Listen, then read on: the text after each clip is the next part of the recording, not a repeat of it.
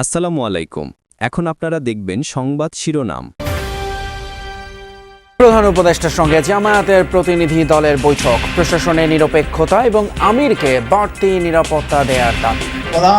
অন্যতম প্রধান দল হিসেবে সমভাবে বাংলাদেশ জামাত ইসলামীর মহতারাম আমিরকে প্রধানকে সম আচরণ দিতে হবে।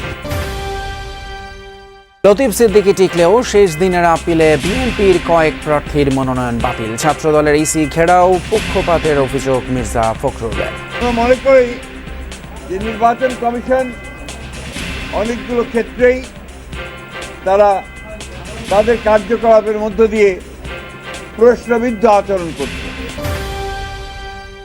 কথা শুনে আবেগ আপ্লুত তারেক রহমান বললেন, নিরাপদ রাষ্ট্র প্রতিষ্ঠা না হলে শোক গাথা চলতেই থাকবে। আমরা যদি একটি নিরাপদ গণতান্ত্রিক বাংলাদেশ প্রতিষ্ঠা করতে ব্যর্থ হই আগামী দিনে, তাহলে এইভাবেই আমাদেরকে শোক সমাবেশ আর শোক গাথা চলতে থাকবে। দুর্নীতি মামলায় শেখ হাসিনা, টিউলিপ, ববি সহ 18 জনের বিরুদ্ধে রায় 2 ফেব্রুয়ারি। গুমের মামলায় 25 মার্চ তদন্ত প্রতিবেদন দেওয়ার নির্দেশ ট্রাইব্যুনাল। আসসালামু আলাইকুম। এখন দেখবেন সংবাদ বিস্তারিত। প্রধান উপদেষ্টা ডক্টর মোহাম্মদ ইউনূসের সঙ্গে দেখা করে নির্বাচনে লেভেল প্লেইং ফিল্ড নিশ্চিতের দাবি জানালো জামায়াতের প্রতিনিধি দল। একই সাথে একটি দলের প্রধানকে বাড়তি নিরাপত্তা দেওয়ার সমালোচনা করেছেন তারা। রোববার রাতে বৈঠক শেষে দলের নায়েবে আমির বলেন, নির্বাচনে বৈধ অবৈধ প্রার্থীদের বিষয়ে একটি দল ইসিকে চাপ দিচ্ছে। একই সাথে অনেক ডিসি, এসপি পক্ষপাতিত্ব করছে বলেও অভিযোগ করেন তিনি। সমসাময়িক রাজনৈতিক বিভিন্ন বিষয়ে কথা বলতে রোববার সন্ধ্যায় প্রধান উপদেষ্টা ডক্টর মোহাম্মদ ইউনূসের বাসভবন যমুনায় জামায়াতে ইসলামীর প্রতিনিধি দল 4 সদস্যের এই দলের নেতৃত্ব দেন দলের আমির ডাক্তার শফিকুর রহমান। প্রায় ঘণ্টাখানেক বৈঠক শেষে সাংবাদিকদের ব্রিফিং করেন জামায়াতে ইসলামের নায়েবে আমির আব্দুল্লাহ মোহাম্মদ তাহের। ভোটে লেভেল প্লেইং ফিল্ড নিশ্চিত করার পাশাপাশি চাইলেন দলের আমিরের বিশেষ নিরাপত্তা। কোনো একটি দলের প্রধানকে নিয়ে যে বাড়াবাড়ি করছে গভর্নমেন্ট, অতিরিক্ত সিকিউরিটি দেওয়া, অতিরিক্ত প্রটোকল দেওয়া, এই সব কিছু মিলে তারা নির্বাচনী মাঠে যে সমতল ভূমিকার প্রশ্ন আসছে সেটিকে সুস্পষ্ট লঙ্ঘন করছে। একটি অন্যতম প্রধান দল হিসেবে সমভাবে বাংলাদেশ জামাত ইসলামীর মহতারাম আমিরকে প্রধানকে সম আচরণ দিতে হবে। ডাক্তার তাহের অভিযোগ করেন, নির্বাচনে বৈধ অবৈধ প্রার্থীদের বিষয়ে একটি দল ইসিকে চাপ দিচ্ছে। একই সাথে অনেক ডিসিএসপির বিরুদ্ধে পক্ষপাতিত্বের অভিযোগ করেন তিনি। বলেন, সেনাসহ আইনশৃঙ্খলা বাহিনীর কাউকে ভোট কেন্দ্রে প্রবেশ না করার সুপারিশে প্রধান উপদেষ্টা সম্মতি দিয়েছেন। আমরা শুনতে পাচ্ছি কোনো একটি দলের পক্ষ থেকে ইলেকশন কমিশনে গিয়ে চাপ সৃষ্টি করার চেষ্টা করছে, যাতে করে এই সমস্ত ত্রুটির কারণে যাদের নমিনেশন বাতিল হিসাবে গণ্য হওয়ার কথা সেটা যেন করা না হয়।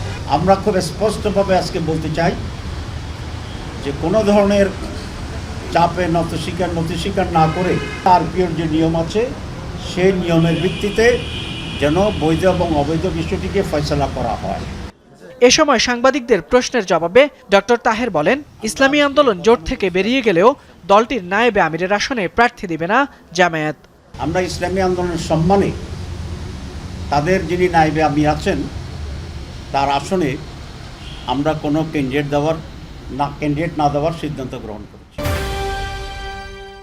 আসন্ন জাতীয় নির্বাচনে একটি দলকে জেতানোর জন্য কমিশনের কর্মকর্তারা ন্যাক্কারজনকভাবে কাজ করছেন। সিএসসির সাথে রোববার বৈঠক শেষে এমন মন্তব্য করেছেন বিএনপির মহাসচিব মির্জা ফখরুল ইসলাম আলমগীর।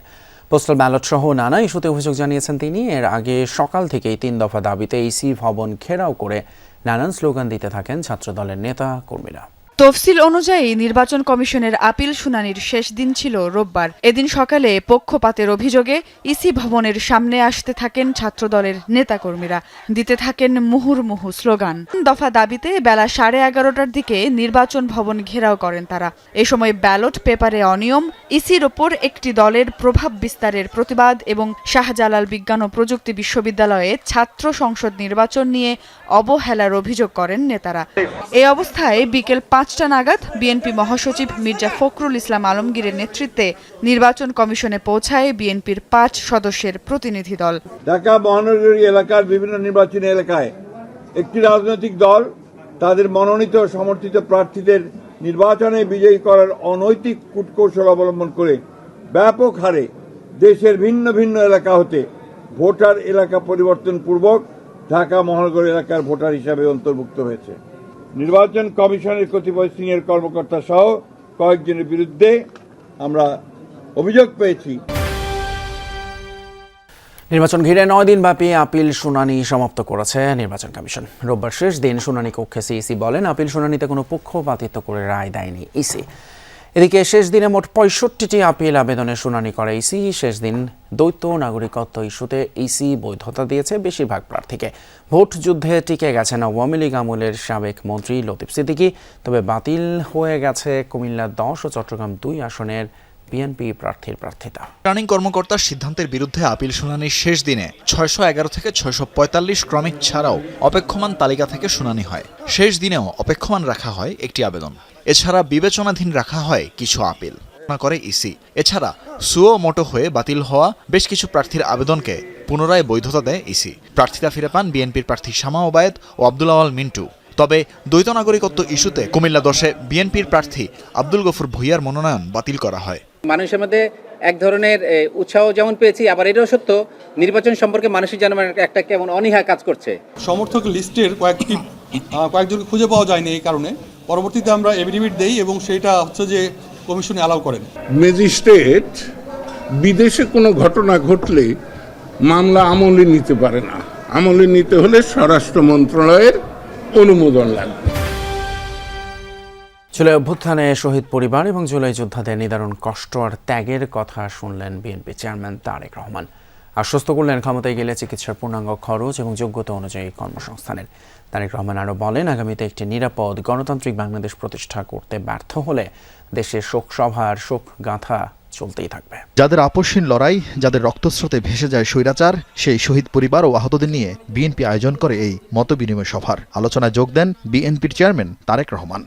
ভুক্তভোগী পরিবারের কথা শুনলেও সশরীরে আজ তাদের ত্যাগ, সংগ্রাম আর স্বজন হারানোর যন্ত্রণার সাক্ষী হলেন। যাদের রক্তের বিনিময়ে মুক্ত বাংলাদেশ, তাদের নিয়ে রাষ্ট্র ও রাজনৈতিক দলের ভূমিকার সমালোচনা উঠে আসে সব। রাজধানীর কৃষিবিদ ইনস্টিটিউটের অনুষ্ঠানে ভুক্তভোগী কয়েকজনের সাথে একান্তে কথা বলেন তারেক রহমান। পাশে থাকার আশ্বাস দেন পরিবারগুলোকে। তাদের এই কষ্ট কোনো কিছু দিয়ে মোচন করা সম্ভব নয়, কারণ আমিও জানি স্বজন হারানোর বেদনা কতটুকু।